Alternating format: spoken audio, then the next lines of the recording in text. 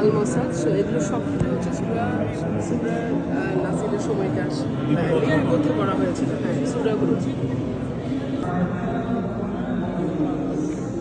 আমাদের চোখের সামনে এই যে বক্সটা দেখতে পাচ্ছেন, আমি জুম ইন করে দেখানোর চেষ্টা করব। এখানে হচ্ছে আমাদের রাসূল সাল্লাল্লাহু আলাইহি ওয়াসাল্লামের দাড়ি মোবারক দেখেন, দাড়ির একটি চুল এখানের মধ্যে, সুবহানাল্লাহ।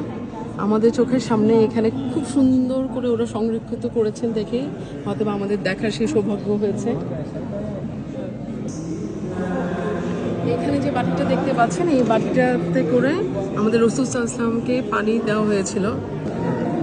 এখানে যে জুতোগুলো দেখতে পাচ্ছেন, আমরা আশা করি রাসূল সাল্লাল্লাহু আলাইহি ওয়াসাল্লামের পায়ের সাইজের ব্যাপারেও আমরা একটা ধারণা নিচ্ছি। এগুলো প্রত্যেকটাই ছিল সুবহানাল্লাহ ওনার জুতা, প্রত্যেকটাই। ও মাই গড, আমি চোখে বিশ্বাস করতে পারছি না, এতগুলো জুতা আমাদের চোখের সামনেই। আর উপরে দেখেন তলোয়ার এবং হচ্ছে আপনার তীর ধনুক, সবগুলোই হচ্ছে ওনার। এখানে প্রায় 6টার মতো তলোয়ার এবং হচ্ছে ধনুক দেওয়া। আর জুতোগুলো যা দেখেন তখনকার সময়ে এত পুরনো।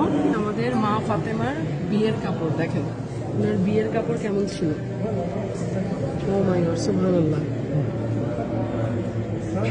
কি সুন্দর সবুজ রঙের, তার মধ্যে গোল্ডেন কালারের সুতার কাজ, অসাধারণ অসাধারণ। উপরেরটা হচ্ছে হযরত আলীর কাপড়। ও মাই গড, এটাও মা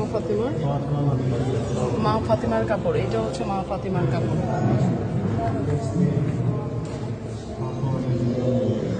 আমাদের নবী করিম সাল্লাল্লাহু আলাইহি ওয়াসাল্লামের মেয়ে মা ফাতেমার কাপড়। আজকে যা দেখালাম এগুলো শুধু ইতিহাস না, এগুলো ইসলামিক হেরিটেজ, যেগুলো শত শত বছর ধরে রক্ষা করে এসেছে অটোমান সুলতানরা।